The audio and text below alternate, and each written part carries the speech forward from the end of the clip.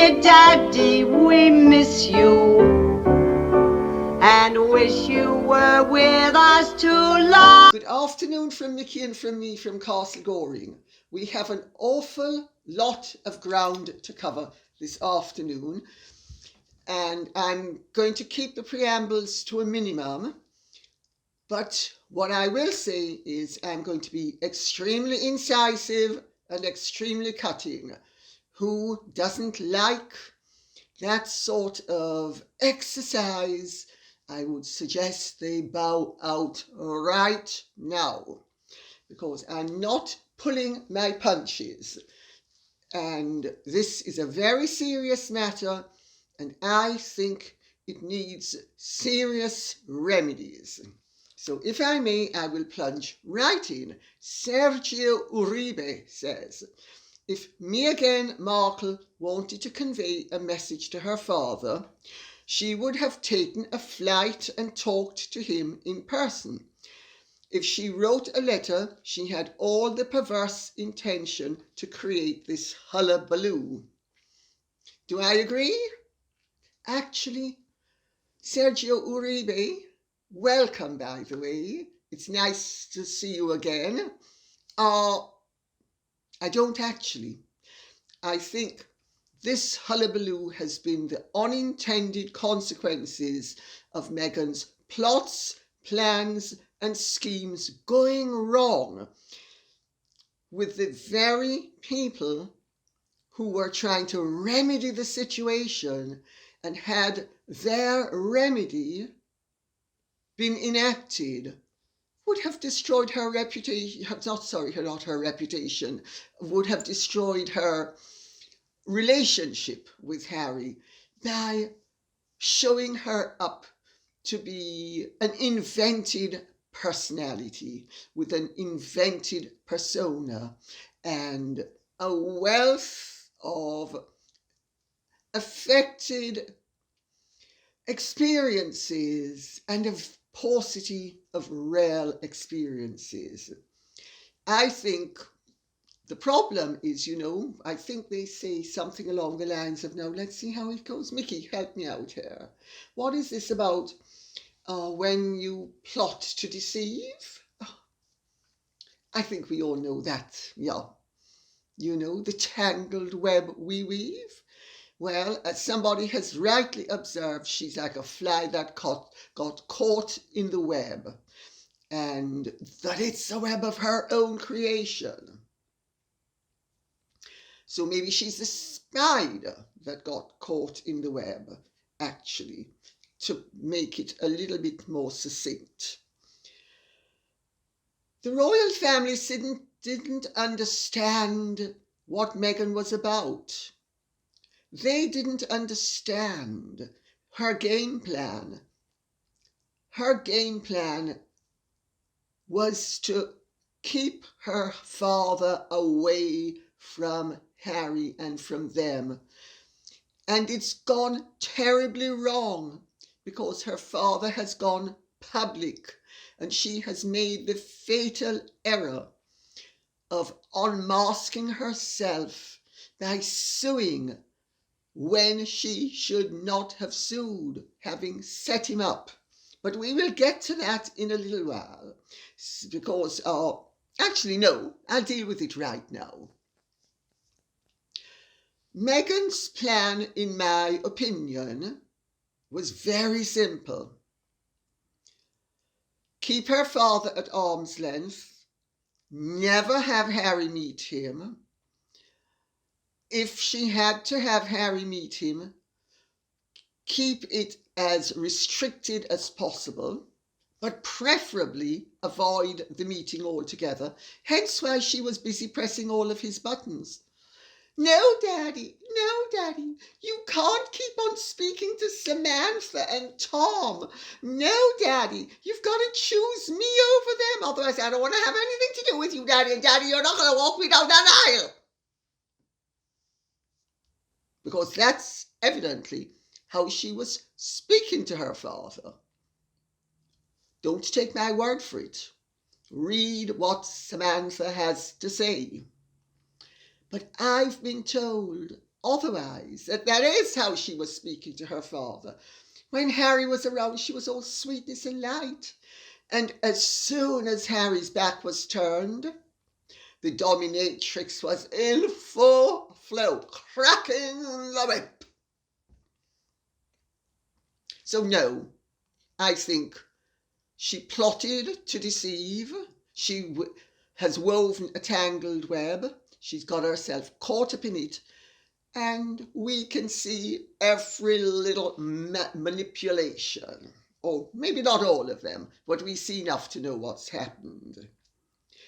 Belinda May says, I can't blame Her Majesty and Prince Philip for allowing the wedding to go ahead. What else could they have done? They could have put their foot down. I know other people who are in similar situations and they've put their foot down. You run a risk when you put your foot down that the recalcitrant family member is going to sabotage themselves and possibly you. But it's a hell of a lot better to do that than to go along with treachery. They would have been aware of Meghan's activities. They certainly were. The royal family has known chapter and verse on Meghan from the very early days. It's all there in my book. And found out that she was a liar and a talentless grifter. Well, I wouldn't have said she was talentless. She's certainly very talented in the exercise of feminine wiles. Evidently very accomplished in the exercise of feminine wiles. And very talented when it comes to painting a picture that bears little or no resemblance to reality, especially about her troubled past. Poverty-stricken, only going to private schools, having to work for everything she ever got. Well, of course, we're not going to be treated to too much truth, so we won't go into the fact that it might have been rather more horizontal than vertical. But let me put it this way, it was all fiction. But there was no way they could have revealed it. Yes, there is. They could have confronted Harry and said, absolutely not. Besides, Harry was enormously popular and besotted. Point conceded. She was very presentable. Point conceded. It looked like a wonderful match. Well, certainly I thought it was wonderful, but then of course I wasn't really in the loop and had no interest. I mean, they're children to me. They could be my children. And I really just sort of took at face value whatever was going on until, of course, it started to go wrong. And then people started to inform me in the hope that I would do what I did with Diana. And I did. Hence how I came to write Meghan and Harry, the real story. Far more dangerous to forbid it than to let events take their course. I don't agree. I don't agree. I don't agree. I don't agree. This way, the royal family has suffered, but has emerged with far less damage. Withholding consent would have been catastrophic. Events would have spiraled out of control, and they've spiraled out of control now there. So, skeletons would have been dragged out of cupboards. Well, not only skeletons have Harry and Meghan dragged out of the cupboards, but out of every other closet that they could get their grabby little fingers on, they have created skeletons. So, they haven't even bothered with the actual dead. They simply created the living dead. It's called a lie. The race card would have been played. It's been played. It's been played. It's now been overplayed, possibly resulting in civil disorder. I take your point. the timing would have been very inconvenient. Yeah, and the royal family wouldn't have had the benefit of the public's insight the way they now do. The Queen did the right thing, as she usually does. Well, let me put it this way. In her situation, I wouldn't have done what she did. But then I'm me and she's her. Has she been a rather greater success than I have been? The answer is yes. So I would certainly defer to her knowledge in terms of dealing with awkward situations in a politic way. Well, life has taught me that there are times when the most impolitic way of dealing with situations is to be politic. However, that's my life lesson. Hers has been a different lesson, which has been you're accommodating, and when you can bear no more, you put your foot down. She gives people an awfully long rope with which to hang themselves. Then again, she's in a far more powerful and prestigious and privileged position than I am. So of course our techniques are going to be different, as indeed our life experiences have been different. Do I think that she did the right thing? I think she did what she felt was the right thing.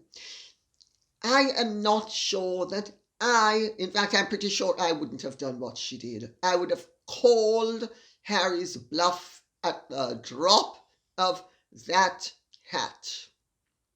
I have learnt in life, don't put up with blackmail.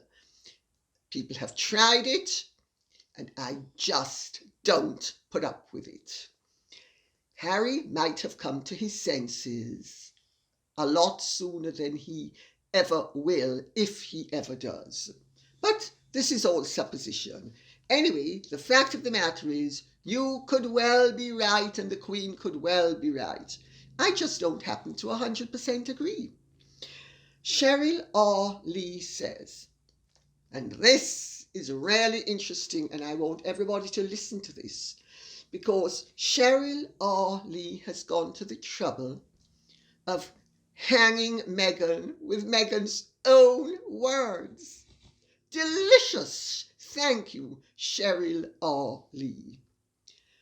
From Meghan Markle's now defunct blog, The Tig, re Thomas Markle Sr. Quote, unquote. We're starting with the quotes. I think of so many moments with my dad, our club sandwich and fruit smoothie tradition post my tap and ballet classes, which, by the way, he religiously took me to on Saturday mornings after working 75 plus hours a week as a lighting director. The fishing trips along the Kern River and Big Bear Lake to catch catfish or trout and to cook it up for dinner, and the commitment he made to lighting my high school musicals so that they felt as grand as a Broadway show. The blood, sweat and tears this man, who came from so little in a small town in Pennsylvania, where Christmas stockings were filled with oranges and dinners were potatoes and spam, invested in my future so that I could grow up and have so much. He helped me turn my bathroom into a dark room when I was 12 because I wanted to be a photographer. Few dots. He put gas in my car when I went from audition to audition trying to make it as an actress. He is a person who believed in this grand dream of mine well before I could even see it as a possibility. He taught me to write thank you notes, to always arrive early, to drink Arnold Palmer's, a non-alcoholic cocktail of lemonade and iced tea popular in the US, to find my light when I'm on camera and beyond. And that right there is my point. My dad taught me to find my light. Meghan Markle, the Tig, my mouse slipped. It really should have been called the twig, but it's called the tig. There we have it. Incontrovertible proof that Thomas Markle was a good father, a dedicated father.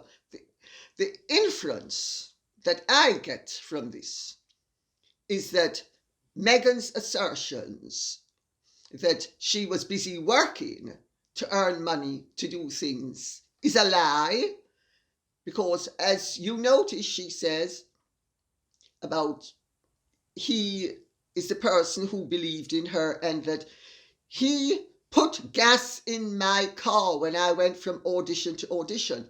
Well, if he was putting gas in her car when she was going from audition to audition, how likely is it that she was having to work otherwise? Very unlikely. Also, is this the comment of a woman who has been interfered with by her father? Do you see how Meghan's lies are coming back to haunt her?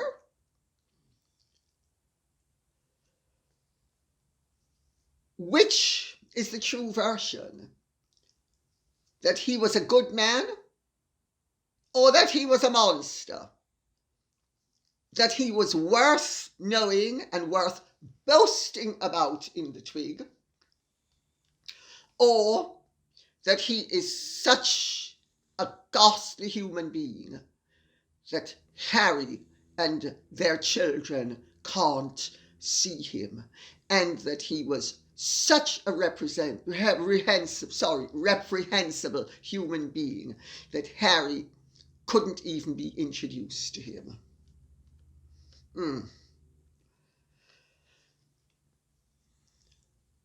Gosh, the tangled webs we weave when we seek to deceive. If that woman told me that her name is Meghan Markle, I would ask her, or Meghan, the Duchess of Sussex, I would ask her for her passport to see that she is not an imposter. Of course, she is already an imposter. John Tucker says, Dear Lady C, when I first started watching your videos over a year ago, there was still a part of me that felt you sometimes picked on Meghan for things that many people who, if they suddenly found themselves in her situation, might well do. But as the months passed and more evidence accumulated, I came to agree with your views on the matter and now realize you have been right on the money throughout this unfortunate drama. Can you explain something that may be obvious, but I missed somewhere along the line? Why was Meghan so determined to destroy her father's reputation? Does it all just come down to the fact that she was embarrassed by his demeanour and appearance and did not want to be reminded of her humble background as she prepared for the wedding? I'm an American, and back then I really wasn't paying much attention to the wedding plans. Did Mr. Markle give some interviews prior to the affair of the leaked letter that embarrassed Meghan, or was it just the revelations in the press of his lifestyle and appearance? Well, as you can see, my dear, Meghan has gone to great lengths to exaggerate the humility of her background and to make out that she was from a deprived background when she wasn't. She therefore cannot have factored into the equation the fact that her father was not as grand as she would have liked to portray him as being, when she was actually determined to do the contrary and portray him as being less accomplished, less successful, less everything than he really has been. Also, he's a big bulky man. So was Lord Spencer, Diana's father. Look at the both of them. Neither one is what you would call your idea of a dashing gentleman. They are both bulky, rather, maybe when they were young, attractive, but now definitely not, men of a certain age. Diana made sure that her father did not wear his dress uniform as he wanted to. It's in Kenneth Rose's diaries, because she didn't want him stealing her attention. That's what her father said. So he was banned from wearing a uniform that would have made him look more dashing, because she intended to have the full focus of the world's attention upon herself, and did. But did he come across as your typical dashing, everyday boulevardier? I don't think so. So no, I don't think it's any of that. I think it's that Meghan has created a persona that does not exist to entrap Harry, has successfully entrapped him, is because she is basically a void. It's one act and one mask after the other. She's having the time of her life enacting Meghan, Diana, Markle, Windsor, Sussex, full of nonsense. That's what she's busy. You only need to look at her to see. She is having the time of her life. She is loving every minute of being director, producer, star, playwright, presumably even lighting engineer, although I think, as she admits, he taught her to look for where the light is, and she's been doing it ever since. No, I don't think, to wrap up, I don't think it has anything to do with any mistake Thomas Markle made. According to Thomas Markle, and according to Meghan's own evidence, let's stick to Meghan's evidence. The debacle with the Mail on Sunday and the setup photography was not the matter that caused the rupture. According to Thomas Markle, it was Meghan demanding that he give up seeing his son and daughter, otherwise he couldn't be a part of the wedding. That's his story, and I believe it, because I think she gave him a choice that she knew he could not make, and she did it because she cannot enact a false character in front of her own father. It doesn't make sense. She can't do it. You know, I had somebody who I sponsored over a 15-year period who had one personality, and when she managed to meet the man she hoped to and finally did marry, came up with another personality. And she actually, I can now see, created the situation where I would dump her, which I did, because she didn't want me around. She didn't want me around because she knew that I had too much integrity to accept her nonsense. I call her Harlot the Charlatan, because harlots, we know what harlots do. They work those feminine wares and wiles. Charlatan, because she's a charlatan. I suspect that Thomas Markle was in a similar position and also had too much integrity. Al Zach says, Lady C, I watched the interview with Markle and Melody. Did you notice her reaction when asked, how are you feeling now? Referring to her potential suicidal thoughts in the past. My gut feeling is she wasn't honest about those. Do you think she would lie to Harry about being suicidal? Alicia from Canada. Well, my considered opinion of everything I have found out about Meghan Markle is that she will only commit suicide if and when she is about to face the electric chair, at which point she would be only too delighted to, shall we say, to mix our, if not metaphors, certainly our instruments of death, the hangman's noose.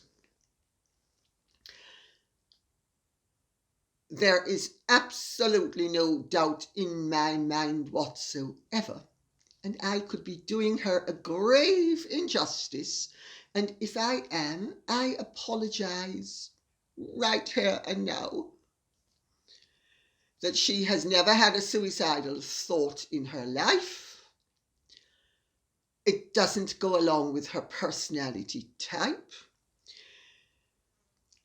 That she was determined to put as much distance between herself and all influence from the royal family that she could come up with, and the only way to do it was to play upon Harry's empathetic streak and bring out his masculine protectiveness. You know, she plays him like a violin. I mean, any woman ought to know as soon as they see them together what her game is. I mean, did you ever see The Clute, that very, very good movie with Jane Fonda? She plays a prostitute in it. And there's a wonderful scene where she's oohing and eyeing with far more ardour than Meg Ryan ever came up with when she was doing her Harry Met Sally rather funny scene. And then she just, cool as ever, flicks, looks at her watch, and continues for the next, I suppose it would be 90 seconds that was left on the clock to fulfill. There's a type of woman, and I've seen it with my own mother, who will know exactly what mask to put on at what time to manipulate a man to get what she wants. There's nothing unique about it. Nothing. And she knew that Harry would be susceptible to the suicide rubbish, because it's a trick his mother had pulled as well, and I've got news for you. As I said in both my Diana books, Diana was never suicidal. Diana herself told me she would never have done anything to harm her child. How does that wash with the story in the Morton book? Either she was lying to me or she lied to Morton, but she certainly lied to one of us. I don't believe she lied to me. Diana loved her children too much. I don't think she ever did anything but play at, or on another occasion, I actually observed to her that you can't peel yourself to death with a potato peeler, because she was ostensibly trying to claim that she flashed a potato peeler about and grazed, I think it was her hip, I can't remember where it was, but I think it was her hip. And oh, that was a suicide attempt. No, it wasn't. She also claimed in the Morton book, if I remember correctly, to have slashed her wrists. When you looked at her wrists, there were no scars. One of the few places where scars always remain is on the wrist. If you have slashed your wrist, the scar cannot be got rid of entirely. But Harry would have been susceptible, because who knows what Harry believes? First of all, Harry was young when his mother died, and we need to cut him slack for that. And secondly, Harry has the intelligence of a newt.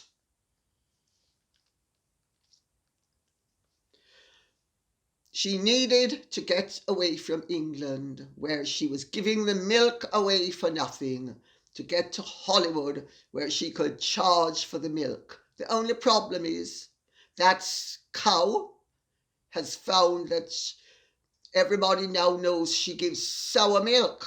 Let's see how many more people are going to be buying it.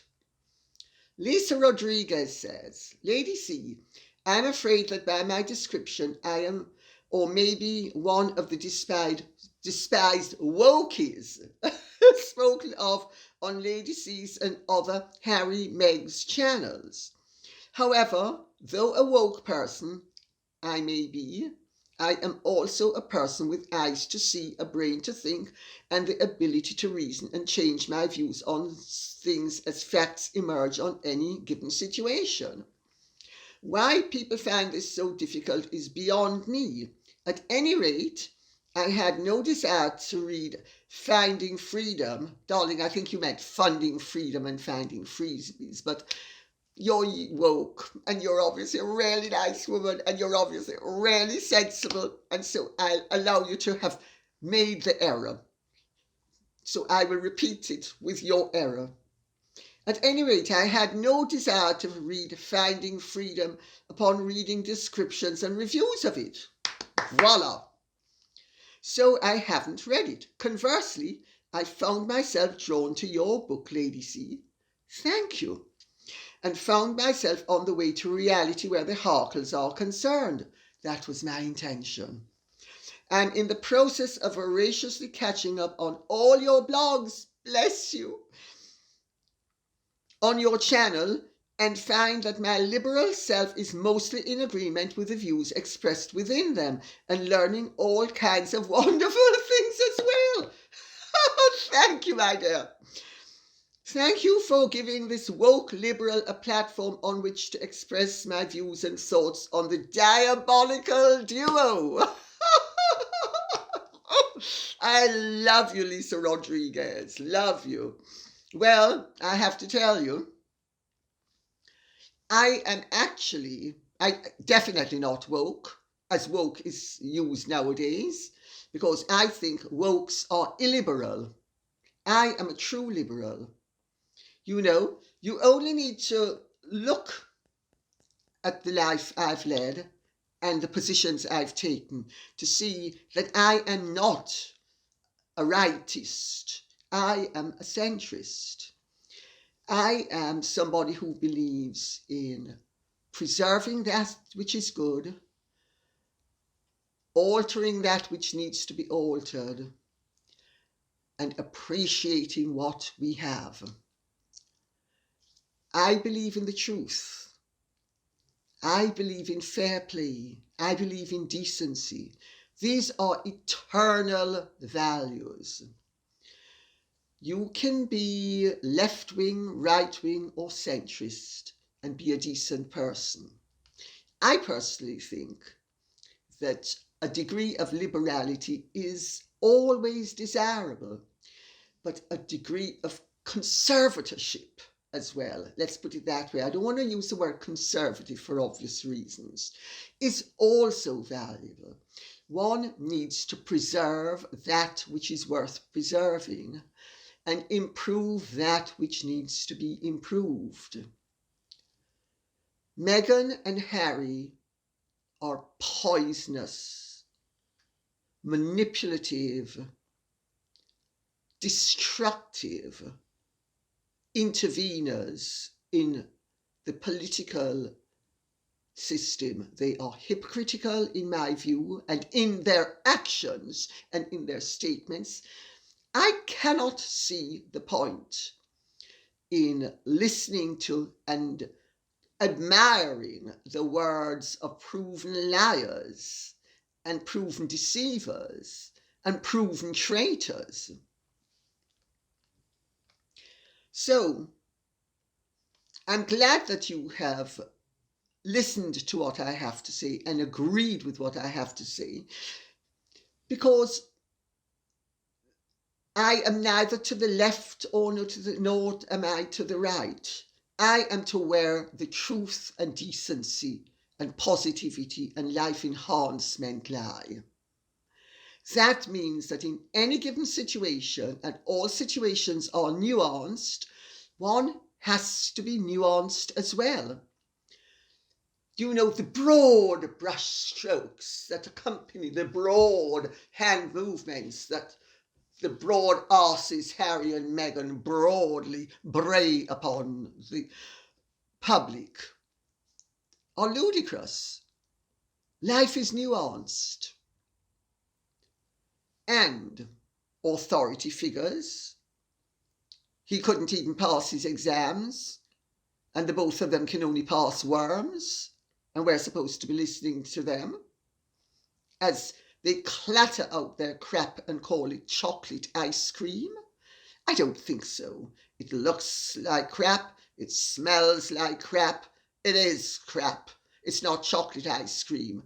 Don't put it on the table, dish it up, and expect decent and self-regarding people to eat it, because I'm sorry, nobody who has any regard for him or herself is going to eat that sort of rubbish and swallow it. It's not to be swallowed, it is to be flushed. I hope by the brutality of my wrapping up, I have made my sentiments only too clear. They and what they have to say and what they represent is to be flushed.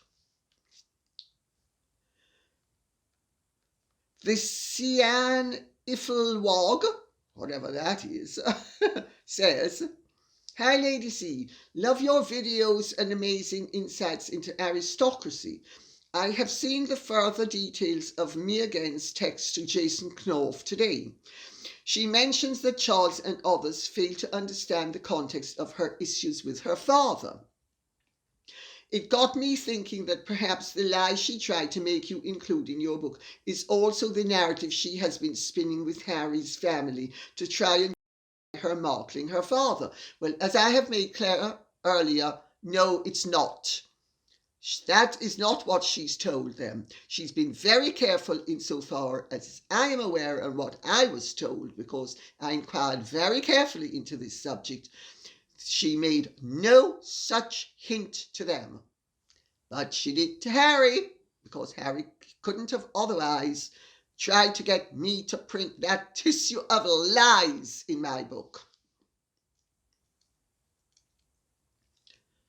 Is it possible she told them that her father abused her and that's why it was never possible to fly and see her dad and resolve the issue of him talking to the press?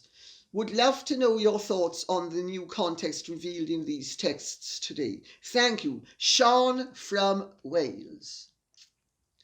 No.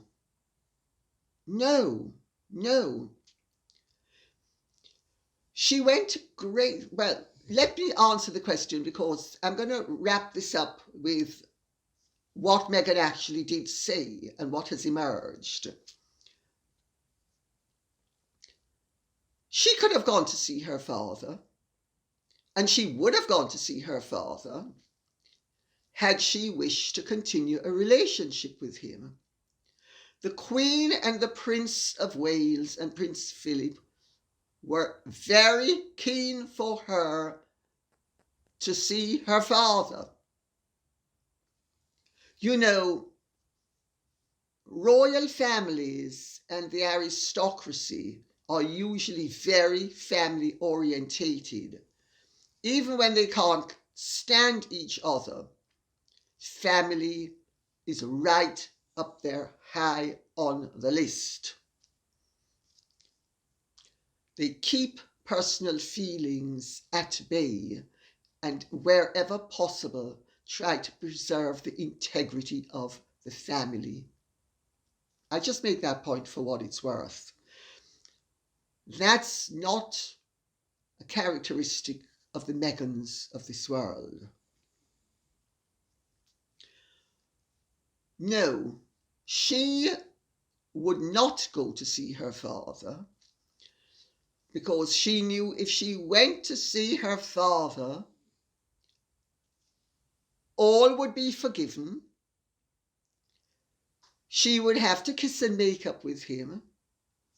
Harry would get to know her father, and Harry would get to know what he had married.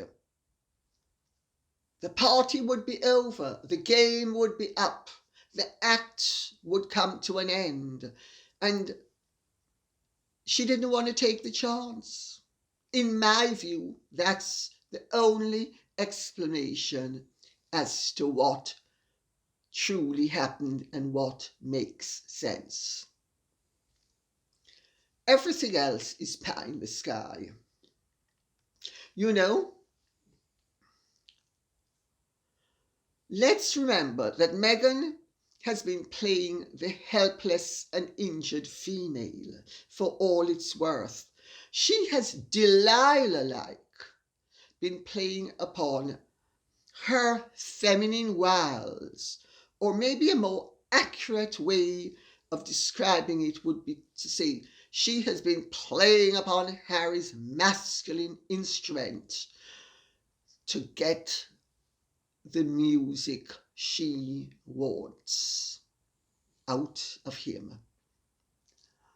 I think it's called dollar bills. It's also called fame and fortune. Pina Bruno Grieve says, she's wriggling out of this once more. Please read the Daily Telegraph on the 12th of November 2021. No, I've read what you refer to. There are two articles that day in the Daily Telegraph. One is reporting Meghan's comments, which were very, very carefully considered. Remember, Meghan knew that what she wrote would end up in the public domain. She knew it would leak because she knew she was going to leak it. That letter she wrote very carefully and calculatedly, knowing that when it was leaked, the newspapers would write what she had said. Whether they agreed with her or not, the starting point has got to be her comments. In the Telegraph article to which you are referring, they are quoting the things Meghan said in that letter to her father, which have the contents of which, also what she says in her latest witness statement about, even though I'm expert on the internet and spend my whole life on it, I don't know how to search for emails that I've written. No, I don't. Your Honour, please, let me off the hook. I'm just a sweet and innocent victim. I'm a woman of colour who's been persecuted all my life. I mean, look at me.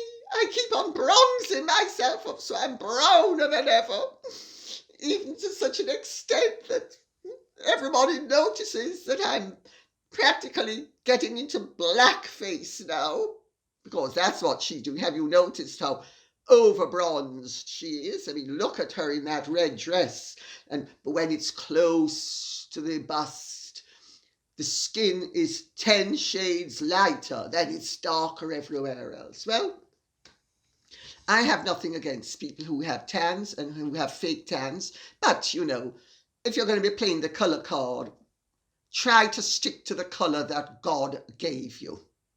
Otherwise, you are playing the colour card. You are being racist. You are using colour detrimentally. But I slightly digress. Melissa, in that article, Meghan's very careful comments are repeated, but there is another article. It's written by Camilla Tominey. Camilla Tominey is a Daily Telegraph's Royal Correspondent. I know Camilla slightly. I respect Camilla. She's one of the few royal correspondents, and there are one or two that I respect. Most of them I wouldn't use to clean up puke off the floor. I wouldn't insult the puke. But she is one of the outstanding exceptions. Her article, I would suggest you read it, because it lays out the facts from Meghan's witness statement to the court, which incontrovertibly demonstrate that Meghan has orchestrated this whole scenario, has tried to get away with it, has been caught out trying to get away with it.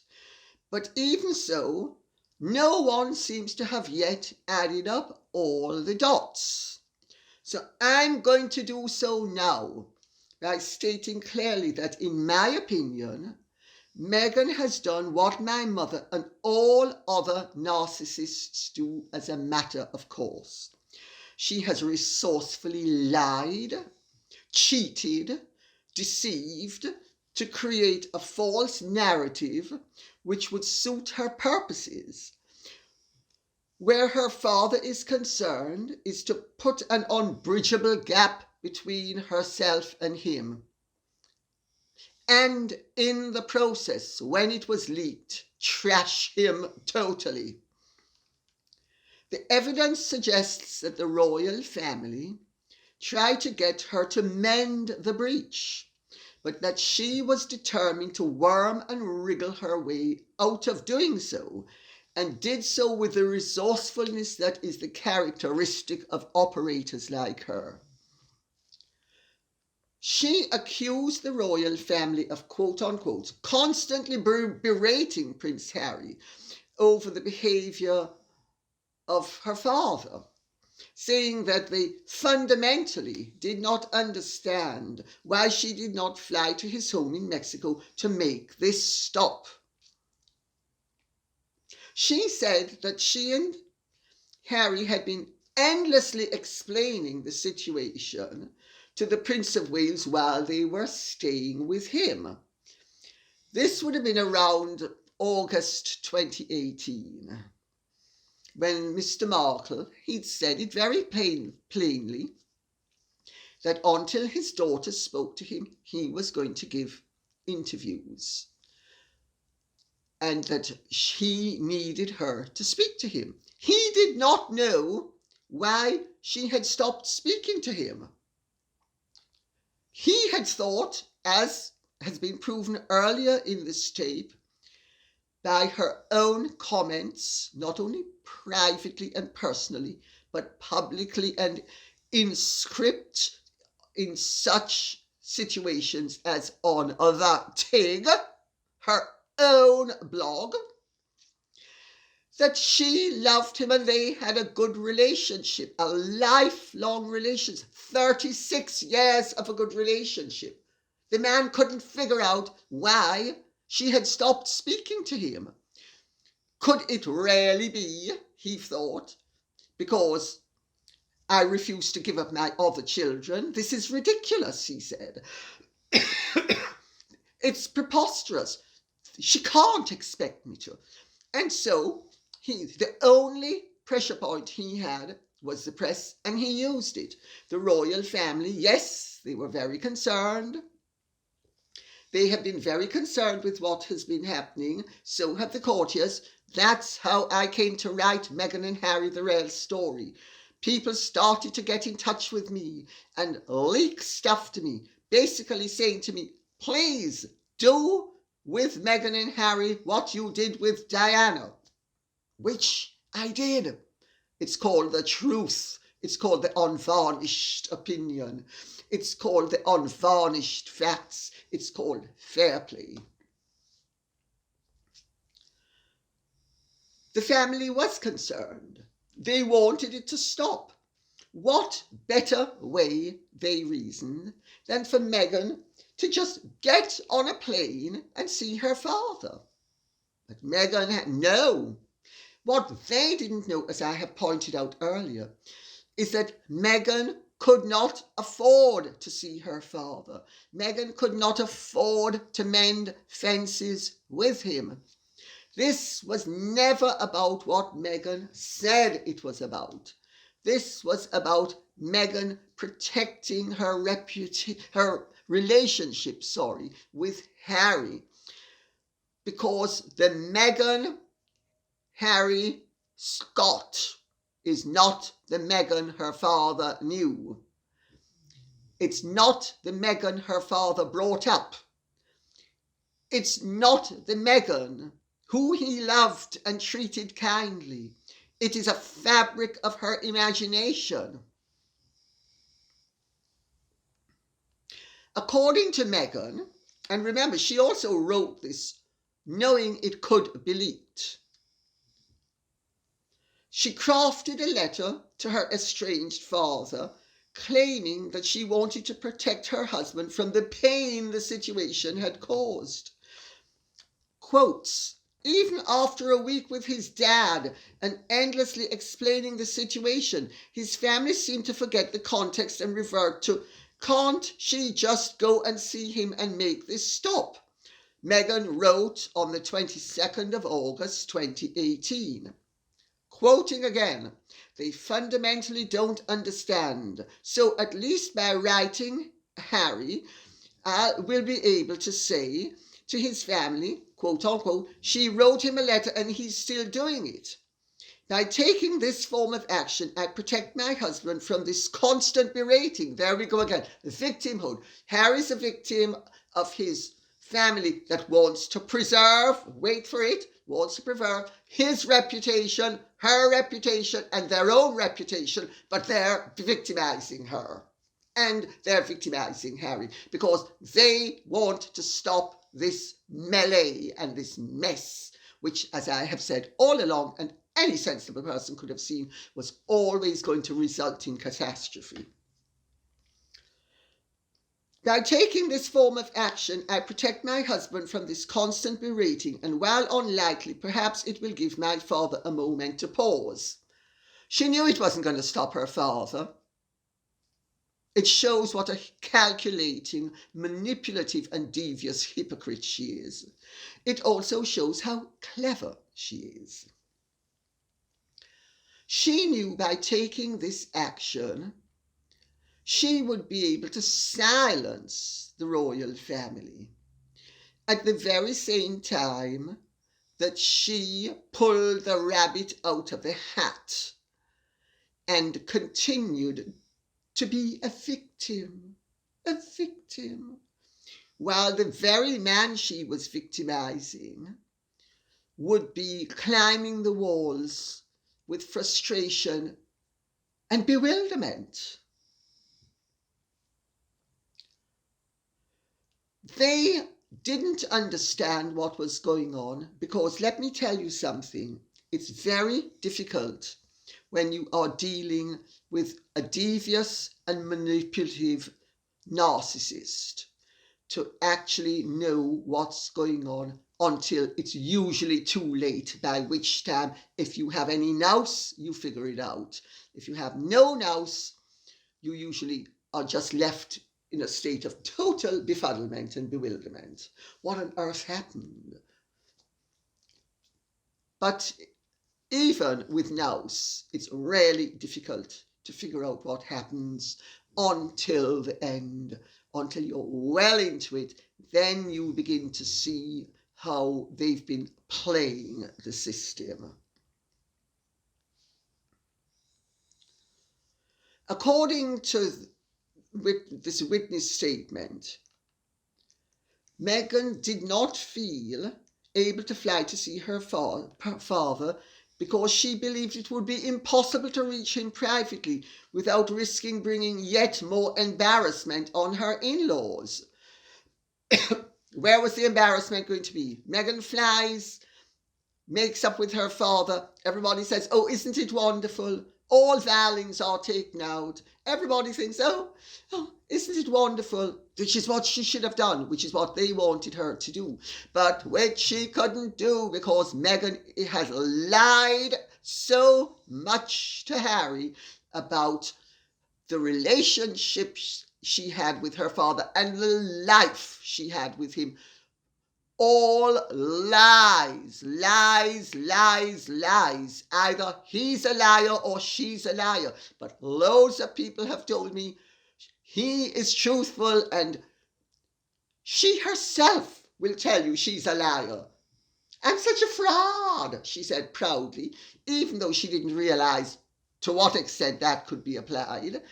But even when she's lying about her conduct in the witness statement, she's still lying because she's saying, oh, I didn't remember about the emails and I didn't know how to get to emails. Sorry, my lord, but I really don't know how to work a computer. No, I don't. I'm just so innocent and naive. I really am. She says, saying senior members of the family and their advisors expressed their concerns over the private attacks on the royal family from Mr. Markle wanting them to be stopped. Well, Thomas Markle did not attack the royal family, ever, that I'm aware of. What he said was he didn't understand what Meghan was doing and why they couldn't get her to stop it, because he, of course, like many people who have no concept of the royal system, didn't understand that they don't have quite that degree of power. And whenever they try to exert their will where she's concerned, she's made sure she's thwarted it. The Duchess added, quote unquote, I was especially sensitive to this as I had very recently married into the family and was eager to please them. Not so eager as to bring the situation to an end. Because you see what happens when you are devious, manipulative, and you lie to such an extent that you have woven such a tangled web to deceive that you actually cannot conceive of working your way out of it. And it was impossible for her to work her way out of it. Either she was going to become a totally new person, somebody with whom Harry would not be in love, or she was going to have to remain this fictive victim. And couldn't see her father. I've seen it. I've seen it with people. I've seen it with this ex-friend of mine whom I call Harlot the Charlatan. I've seen it. When people change from one personality to another, it's truly beyond belief. Well, because she was just a friend, I can dismiss her and dispense with her. It has to be said with great relief, because there's nothing, in my view, that somebody who turns out to be worthless does more for you than show you how relieved you should be to be rid of them. But that's not the same situation with Thomas Markle. He doesn't yet get it that the woman he knew for 36 years never existed, and that a new person exists who doesn't exist either. That is the mellifluity, shall we say, of a true phony. And on that note, I think we should wrap this up. Thank you for listening. I hope this has been of some interest to you. If it has, please like, share, subscribe, press the notification bell, keep the questions coming in. As I keep on saying, this can't be done without you. Thanks and goodbye.